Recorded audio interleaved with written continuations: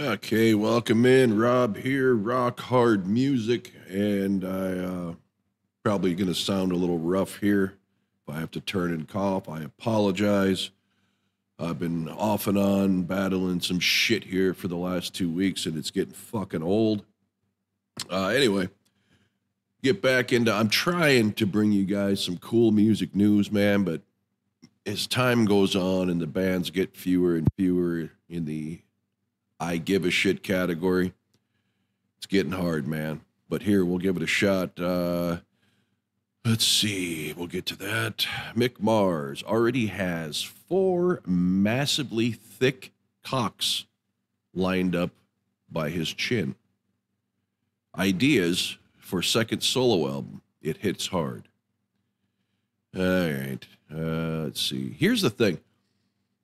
Why are these bands... And I get name recognition and all that shit for sales and attendance and stuff, but I think I've covered this before, but every time I see shit like this, it just bothers me. Why are guitar players who don't sing a fucking lick having their band with their name? Does it make any fucking sense to you? I mean, it's like Santana. I think I brought that up before. Fucking, to my knowledge, never sang a fucking note. So it makes no sense to call it Santana.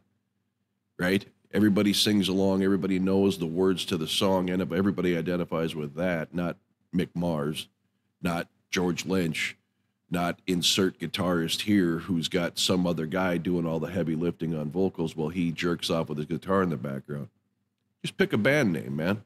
Say featuring, so-and-so featuring Mick Mars. 4 massively thick penises featuring Mick Mars. Anyway. Let's see. Motley Crue guitarist. Stop calling him Motley Crue guitarist. He's not. Confirms that he has already started work on a follow-up to his debut album, The Other Side of Mars. This guy's been smoking the old blue reefer with Frehley, which will be released on February 23rd. The effort will be made available via Mick's own label, 1313 Mockingbird Lane, LLC. In partnership with MRI, not to be confused with the much, much more intrusive CAT scan. Honestly, I don't really get into music. I don't get music out of my head, Mick said, as transcribed by shitmouth.tv net. I spend a lot of time down here in my studio already for a follow-up album. I have 4 really solid different ideas from the other side of Mars. Again, for the diversity kind of thing, but I'll tell you, the songs that I've got so far are massively thick. Who the fuck uses that word to describe? And you wonder why I make cock jokes. It hits hard is a better word for it. I mean, yeah.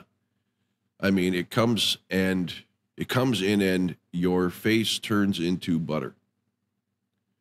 I understand being proud of your work. I understand being excited about your work. I understand trying to promote your work, but don't go down the Frehley Avenue of pounding your fucking chest, making this sound like it's the greatest goddamn thing ever. It's like Extreme did with that new piece of shit album they put out, right? This is the greatest thing we've ever done. This is like 14 years in the making. And what do we fucking get? Banshee. I mean, come on. Anyway, fuck Mick Mars. Without Motley Crue, he's nothing.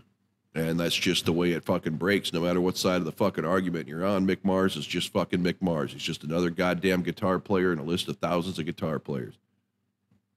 Anyway. Longtime Helix drummer Greg Fritz Hinz, dead at 68. Shit, what happened with old Greg here?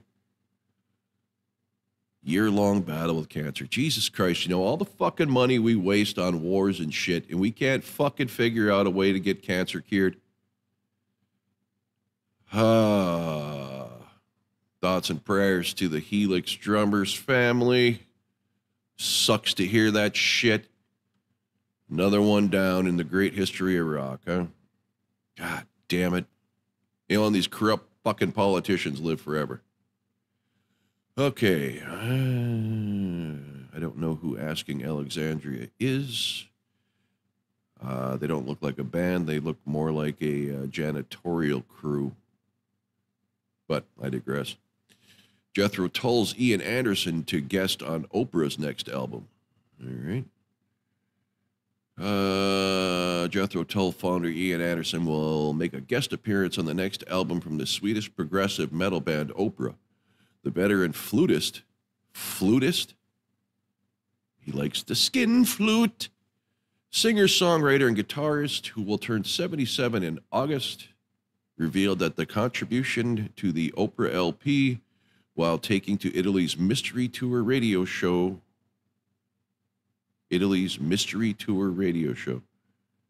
It's a radio show called Mystery Tour. All right. Asked about his non-Jethro Tull musical activities, Ian said, well, from time to time, I play on other people's records and their skin flutes if they're interesting to me. I just did last week. I played 3 or 4 skin flute tracks from a prog metal band called Oprah. They're Swedish skin flutes. All right. Sully Erna names 3 moments from Godsmack's career that were particularly rewarding. Couldn't care less. Gus G on being Jesus Christ, I'm struggling, man. I'm sorry. Approached to audition for Megadeth. That was a discussion that basically didn't go anywhere. Well, who is Gus G? Gus G, who spent 8 years as a hired gun in Ozzy Osbourne's solo band. Okay. Gotcha. Okay. AC/DC adds 3 shows to Spring-Summer 2024 European concert tour.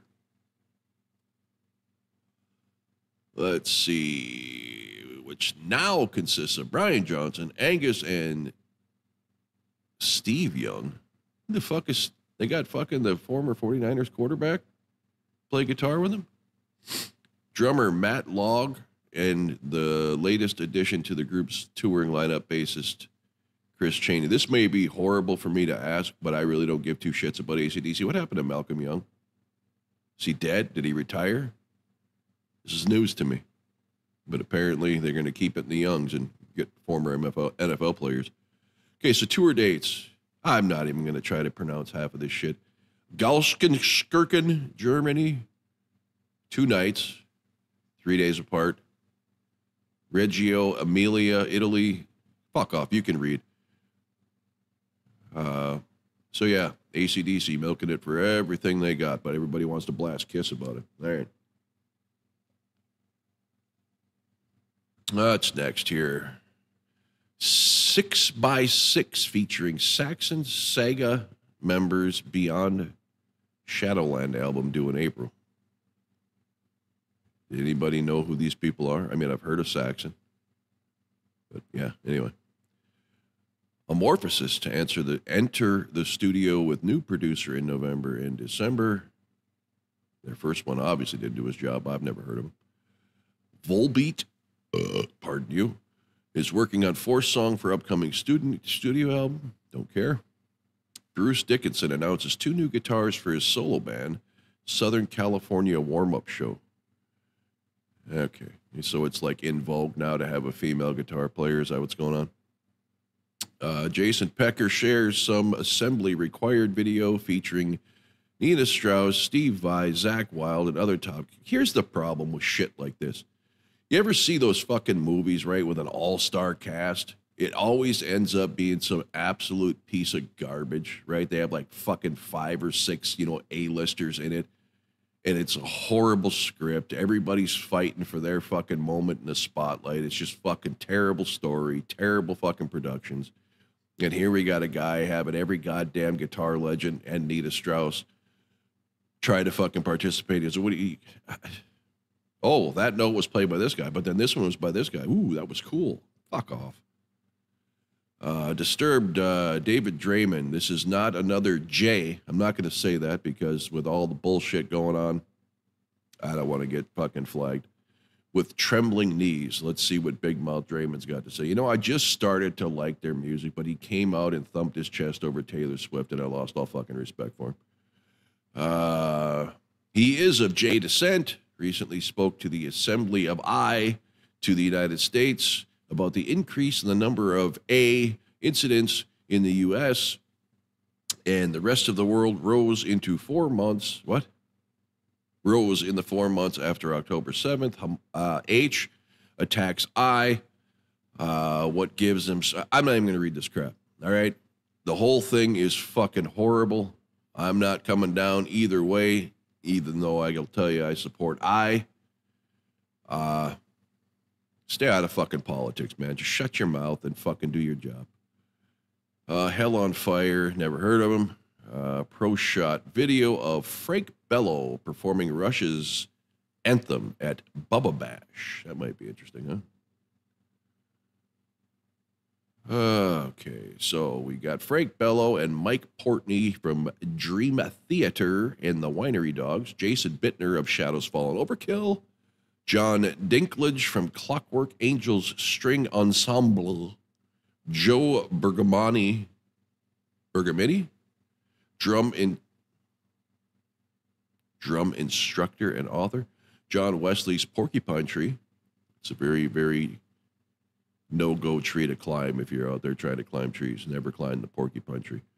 And Seven Antonopoulos, Opiate for the Masses. Whatever. Never heard of half these fucking assholes. Let's see. Get to the performance. Let's see what we got here.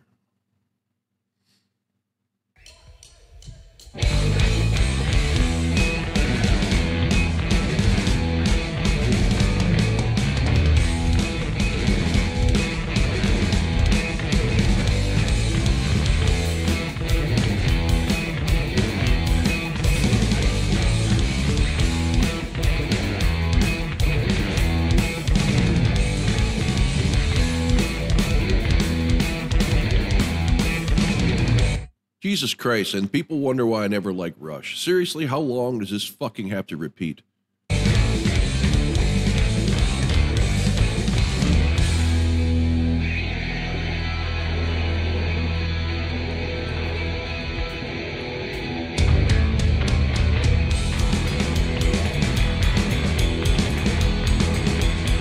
And there's that horrifically ill-timed drumming that Pert became legendary for. I just don't get it. I think it sounds sloppy. It sounds chaotic, but whatever.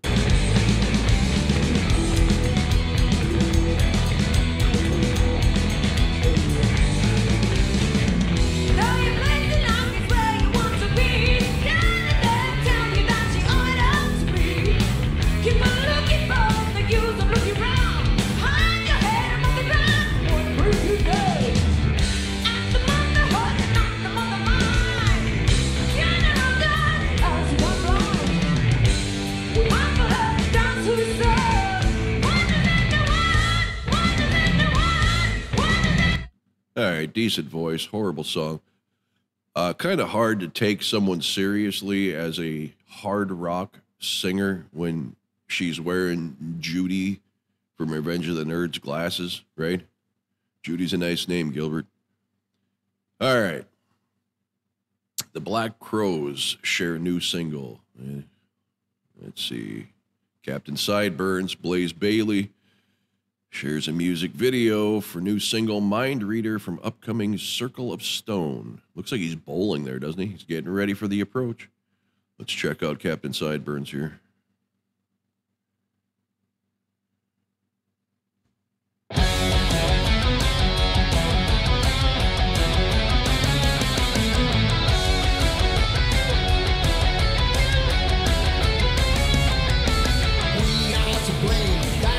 Say we see the greedy cause all the pain. They think they know us, that's their mistake. They think that we will easily break. They can knock me down, but I won't stay down.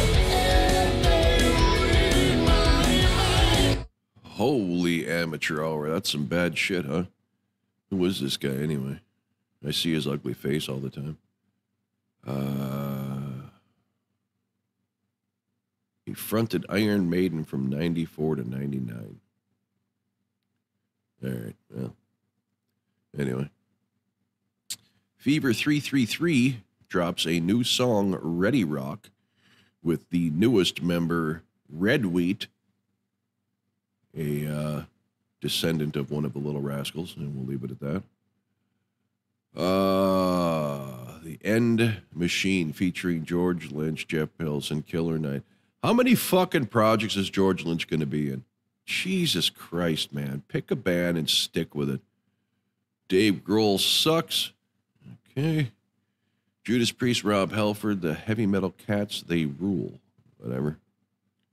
See what I'm saying? And there's this Corey douchebag who has no business holding a microphone or being in a band with that fucking haircut. The Offspring announces the Punk Rock Museum takeover. They're going to take it over, and then they're going to teach you all about fucking, being woke and how to remove your penis if you want to become female, and how to take down your borders, and how to basically be as un-American as possible.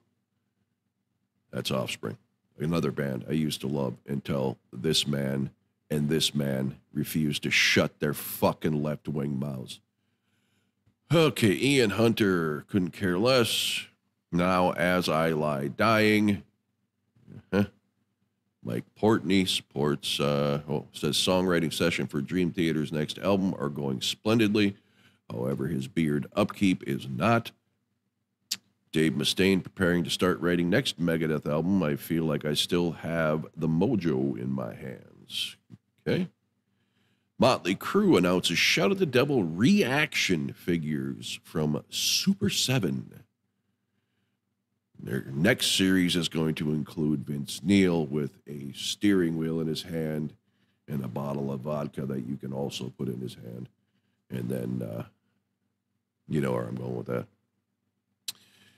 Oh, boy. Ace Frehley admits he was really aggravated by this. Is a pleasant surprise, man. I never expected this. We're going to get to talk shitball here.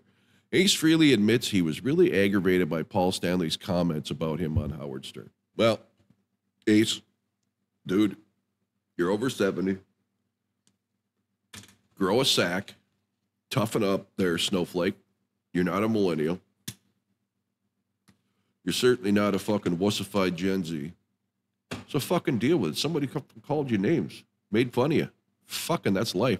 But let's see how he cries now. Once again, slam Paul Stanley. There's a fucking surprise, huh? For the comments. He can't let that fucking go. 16 years from now, if he's still alive, Paul Stanley said piss. Fucking loser. Back in March of 2023. You see how fucking long ago that was, folks? March of 2023. It is February 2024. This motherfucker, almost a year later, is still butthurt. God damn it. Why he asked Paul Stanley, original Kiss member Gene Simmons, didn't perform with Ace Frehley and drummer Peter Criss, Rock and Roll Hall of Fame. Stanley said, of course. We're demanding, quite honestly, that we play with the two original guys, Peter and Ace, at this point. That would be demeaning to the current Kiss band and also would confuse the people, because if I saw people on stage who looked like Kiss but sounded like that, maybe we should call it piss. And if you've watched anything Frehley's done in the last month plus, valid. Ace addresses Paul's comments in a new interview with Rock the Nation's Dave Kinchin and Shane McErch. So douchebag 1 and douchebag 2.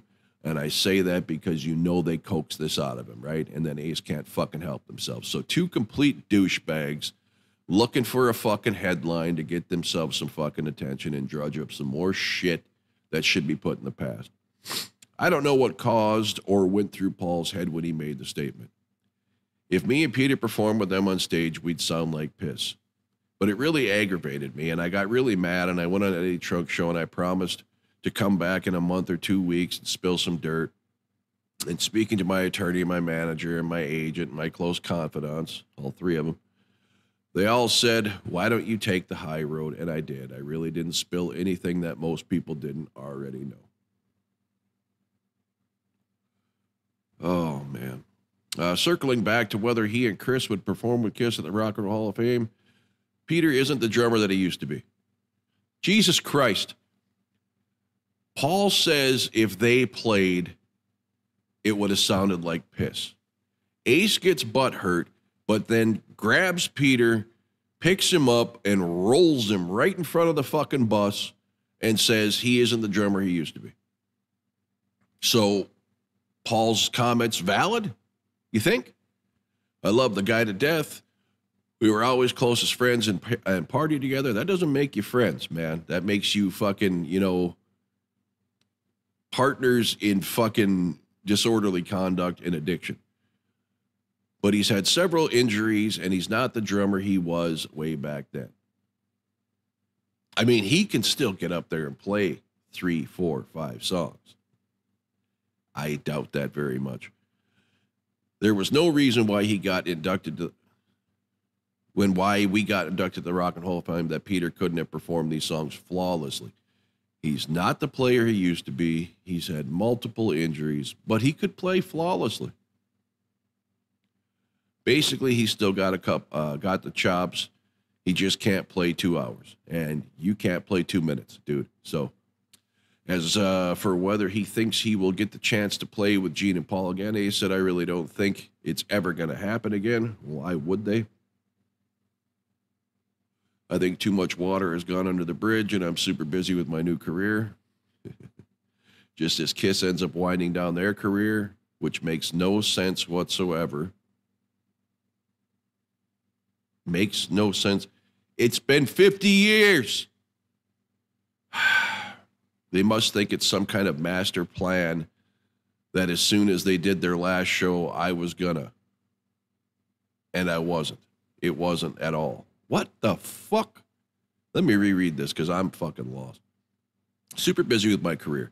Just as Kiss ends up winding down their career, which makes no sense whatsoever. So he's super busy with his career. Kiss ends up winding down their career, which makes no sense whatsoever. Okay? They must think it was some kind of master plan that as soon as they did their last show, I was gonna. Why would they give 2 rats fat asses if you were going to carry on with your so-called career? And it wasn't. It wasn't at all. There was no master plan. It's just like I was rushing to finish my new solo record because it was 6 months behind and finally cut the corners, yada, yada. The album would have been a lot better if I had another month to do it, but I'm still very happy with the record. Happy with the record now, following statements forever that this is the greatest thing he ever did. Now it could have been better. Okay. I don't think there's any filler. You're wrong. And there's a large variety of songs on the record. There's a ballad, there's an instrumental, and there's a cover. A cover from Ace Frehley. God damn, imagine that. Okay, so here we go. Fucking bringing up his life partner, Steve Brown. Okay. So basically the moral of the story, folks, is a year later, he still can't let one comment go. So there you have it. Ace fucking Frehley. Anything else we're talking about here? Nickelback? No.